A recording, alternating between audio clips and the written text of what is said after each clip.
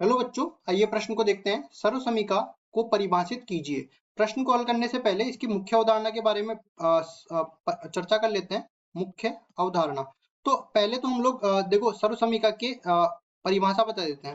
यहाँ पे लिखते हैं सर्वसमीका, बोलेंगे ऐसी समीकरणें, देखो ऐसी समीकरणें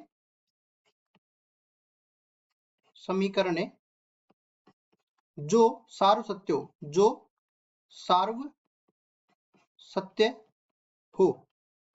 ठीक है, देखो वैसे तो हम लोग जानते हैं कि कुछ समीकरण होती है जो कुछ निश्चित मानों के लिए उन मतलब एलएचएस आरएचएस के बराबर करती है। लेकिन सर्वसमीकाएं क्या होती है, जैसे मैं बोलूं कि x में कोई सर्वसमीका है तो x के हर मान के लिए वो सर्वसमीका मतलब x जब वास्तविक संख्याओं के समुच्चय से कुछ भी मान देगा ना, तब वो एलएचएस बराबर आरएचएस कर देगी।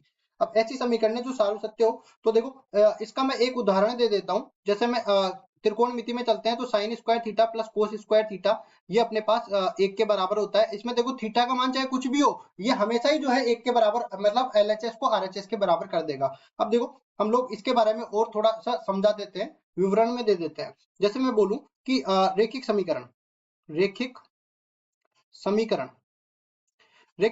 में मैं बोलूं x प्लस वाई बराबर में 1, x प्लस वाई बराबर में 2, तो यहाँ पे अपने पास क्या होता है कि x और y के कुछ निश्चित मान लेने पड़ेंगे। जैसे मैं बोलूं कि x का मान जैसे मैंने 3 ले लिया और y का मान मैंने जैसे 4 ले लिया, तो ये इसको संतुष्ट नहीं करेंगे। लेकिन सर्वसमीका इसको नहीं कहते हैं, सर्वसमीका उसको कहते हैं जो x और y हर एक मान के लिए वो सार्वसत्य हो, तो ये सर्वसमीका नहीं होगी। उसके बाद में देखो हम लोग चलते हैं किसमें, द्विघात समीकरण में। तो द्विघात समीकरण, अब द्विघात समीकरण में जैसे ही हम लोग आ जाते हैं ना, तो बोलते हैं ax square plus b x plus c बराबर में 0। हमेशा इसके दो ही मूल होंगे, अल्फा और बीटा। इसी तरह त्रिघात समीकरण में चल लेते हैं, तो जितनी अधिकतम घात होगी ना उतने इसके मूल होंगे। ठीक है, त्रिघात समीकरण जैसे ax की घात 3 प्लस बी एक्स की घात 2 प्लस सी एक्स प्लस डी बराबर में 0, ये त्रिघात समीकरण है। तो बोल सकते हैं यहाँ पे इसके 3 मूल हो जाएंगे, अल्फा बीटा और गामा। ठीक है, लेकिन यहाँ पे तो अनंत मूल हो सकते हैं, सर्वसमीका के तो अनंत मूल हो सकते हैं ना।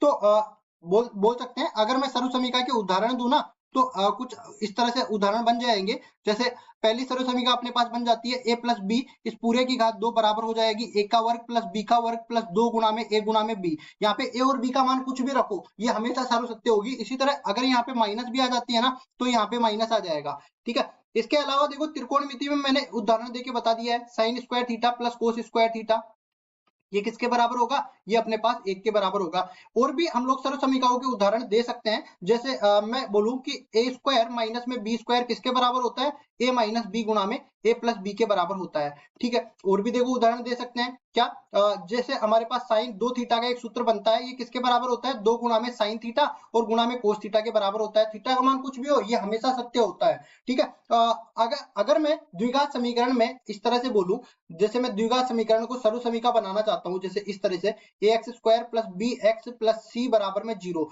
अगर द्विघात समीकरण है मेरे पास सर्वसमीका बन जाए, मतलब 2 से ज्यादा मूल हो जाए, तो हम लोग बोलेंगे अगर द्विघात समीकरण के 2 से ज्यादा मूल हो जाए तो उसके अनंत मूल हो जाएंगे। और वो कब संभव है, जब अपने पास a बराबर b बराबर c बराबर 0, ये अपने पास तीनों जो अचर के मान है ना, ये अचर पद ये 0 हो जाए ना, तब ये अपने पास सर्वसमीका बन सकती है। ये सारे अपने पास उदाहरण हो सकते हैं। तो सर्वसमीका को हमने समीकरणों से अलग करके बता दिया है और इसकी परिभाषा भी हमने अच्छे से समझाई है। यही हमारा उत्तर हो जाएगा। आशा करता हूँ ये सवाल आपको समझ में आया होगा। धन्यवाद।